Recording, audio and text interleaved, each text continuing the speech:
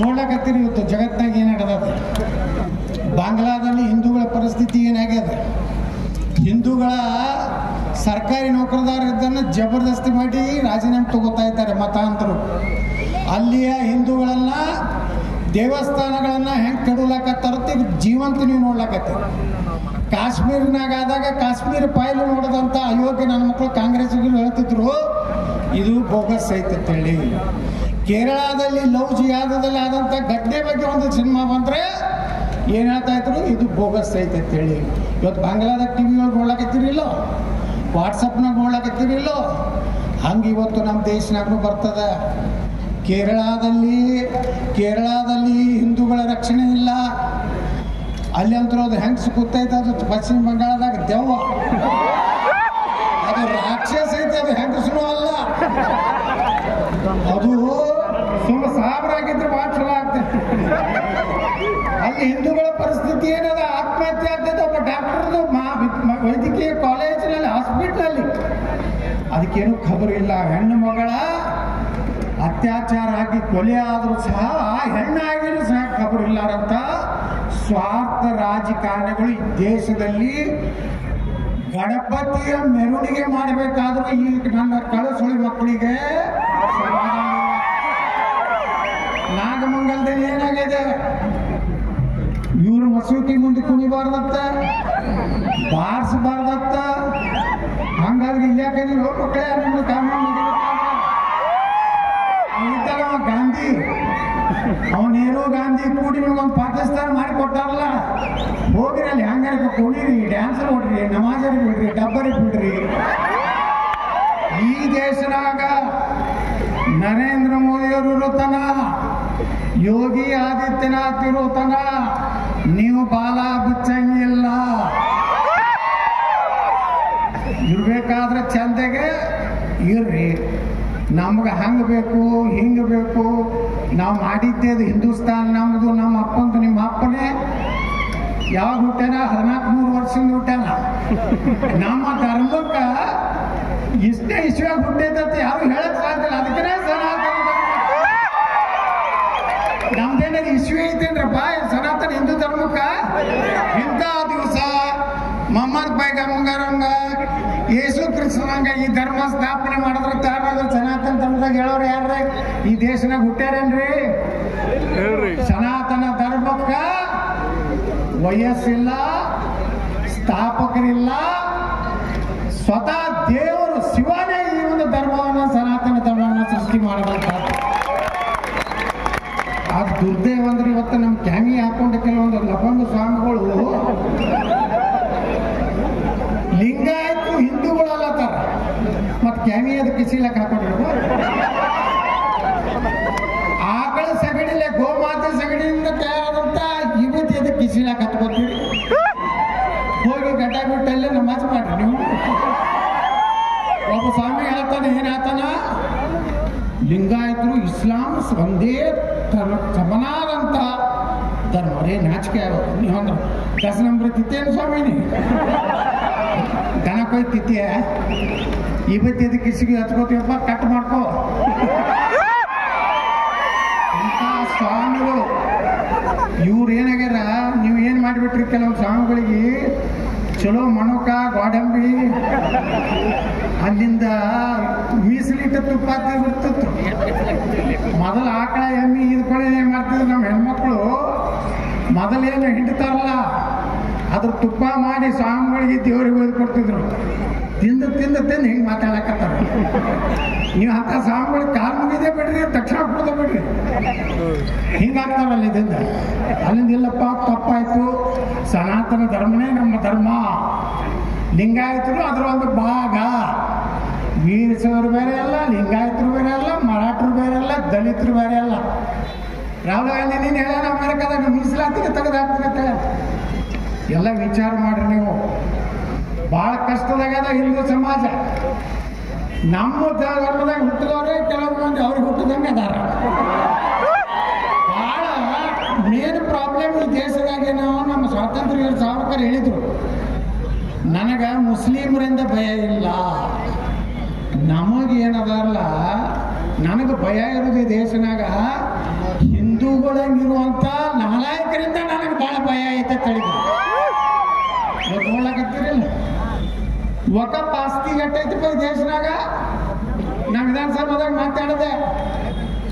ಅದನ್ನ ಪ್ರಧಾನಮಂತ್ರಿಗಳಿಗೆ ಪತ್ರ ಬರೆದೆ.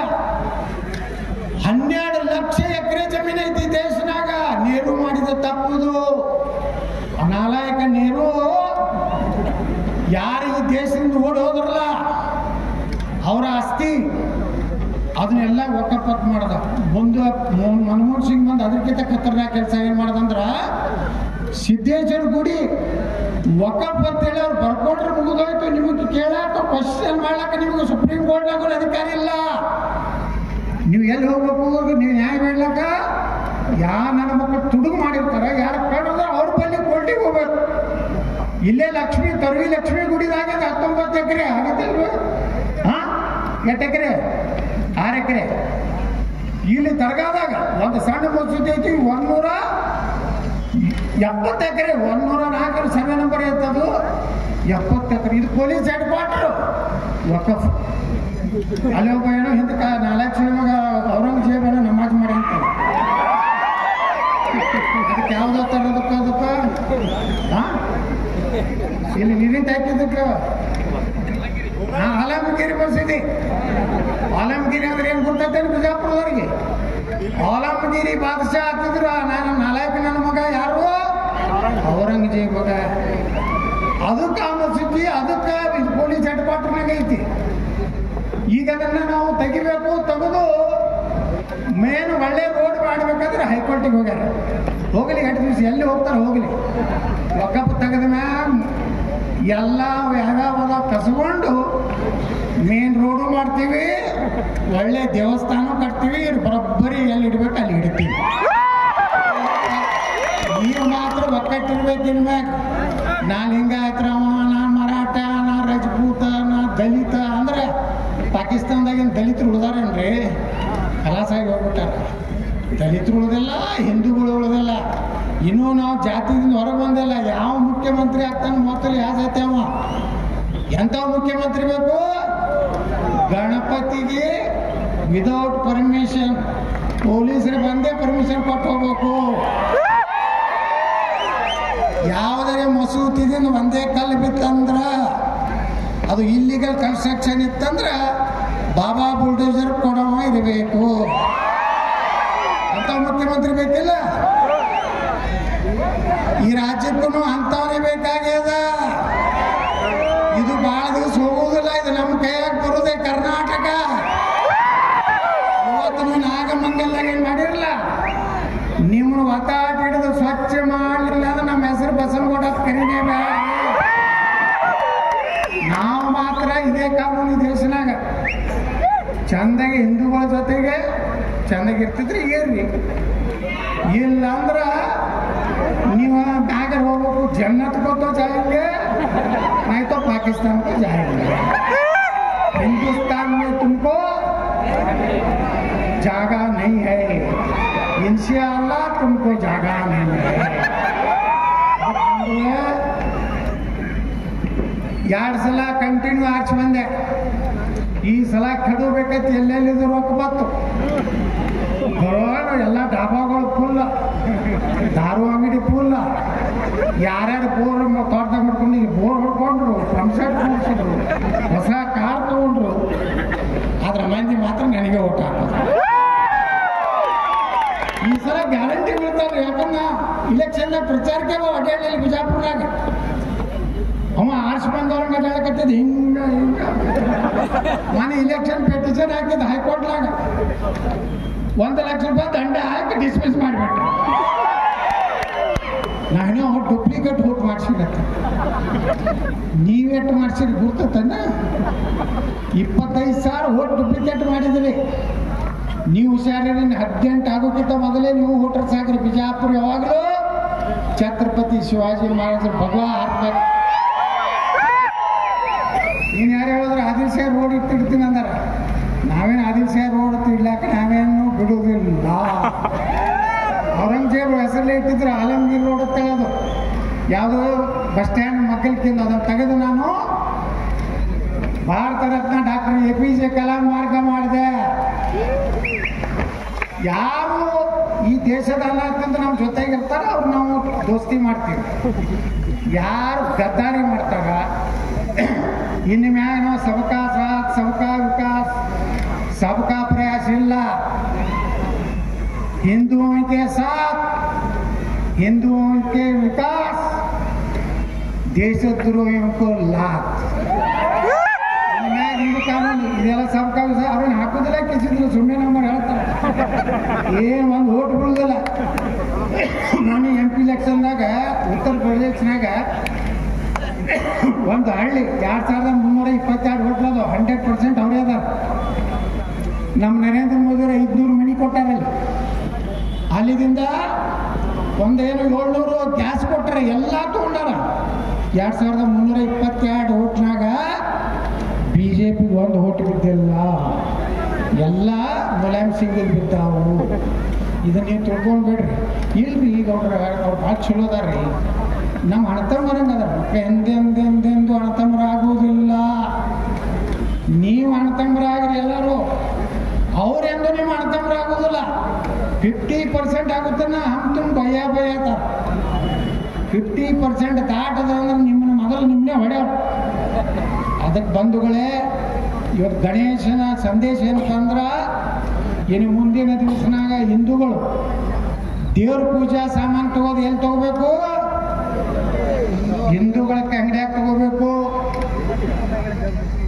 ಹಾರ ಎಲ್ಲಿ ತಗೋಬೇಕು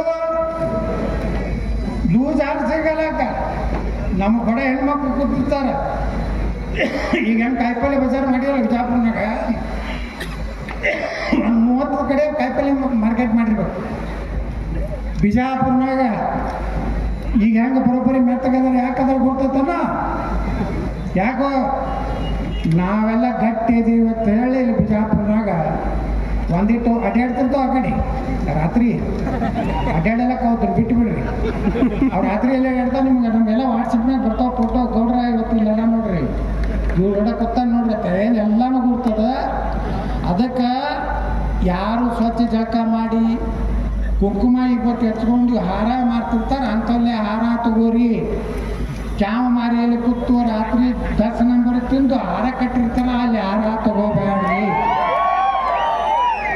ಅವರು ದನ ತಿಂದಿರ್ತಾರ ಮುಂಜಾನೆ ಅಂತ ಹಾರ ಕಟ್ತಿರ್ತಾರೆ ನೀವು ಹೋಗಿ ಭಯ್ಯ ಈಗ ಹಾರದ ನಿಮ್ಗೆ ಮಾನ ಮರ್ಯಾದೆ ಐತಿಲ್ಲ ಇನ್ಮ್ಯಾಗ ಹೋಗ್ಬಾರ್ರಿ ಇವತ್ತು ಹಚ್ಕೊಂಡವ್ರು ಕುಂಕುಮ ಹಚ್ಕೊಂಡವ್ರು ಇಲ್ಲಿ ತೂತಿದ್ದವರು ಅದನ್ನೆಲ್ಲ ನೋಡಿ ನೀ ಹಿಂದೂ ಅದಿಲ್ಲ ಕೇಳಿ ಜೈ ಶ್ರೀರಾಮನ್ರಿ ಮೊದಲು ಹೋಗ್ಕೊಂಡು ಅವರು ಜೈ ಶ್ರೀರಾಮ ಅಂತ ಕೊಡ್ರಿ 25 ರೂಪಾಯಿ ಹಾರ 30 ರೂಪಾಯಿ ಕೊಡೋ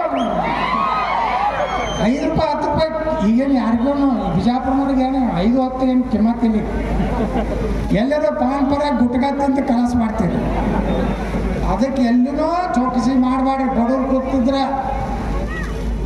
ಎಷ್ಟೋ ವಯಸ್ಸಾದ ಹಳ್ಳ್ಯಾನ ಮಂದಿ ಬರ್ತಾರೆ ಇವತ್ತು ನಮ್ಮ ಕಾಯಿಪಲ್ಲೆ ಮಾರ್ಲಕ್ಕೆ ಬಿಜಾಪುರಕ್ಕೆ ಆ ಹೆಣ್ಮಕ್ಳ ಕಡೆ ತಗೋರಿ ವಯಸ್ಸಾದ ಮುದುಕಿ ಕೂತಿರ್ತಾರ ಅವ್ರ ಮಕ್ಕಳು ನೋಡ್ಕೋತಿರೋದಿಲ್ಲ ಅವ್ರ ಆ ಕಾಯಿಪಲ್ಲೆ ಮಾರಿ ಜೀವನ ಮಾಡ್ತಿರ್ತಾರೆ 1 ರೂಪಾಯಿ 2 ರೂಪಾಯಿ ಹೆಚ್ಚು ಕೊಟ್ರೆ ಪುಣ್ಯ ಆಗ್ತೈತಿ ಅಪ್ಪ ನೀವು ನೋಡ್ರಿ ನಾ ಎಲ್ಲರೂ ಹೋದಂದ್ರೆ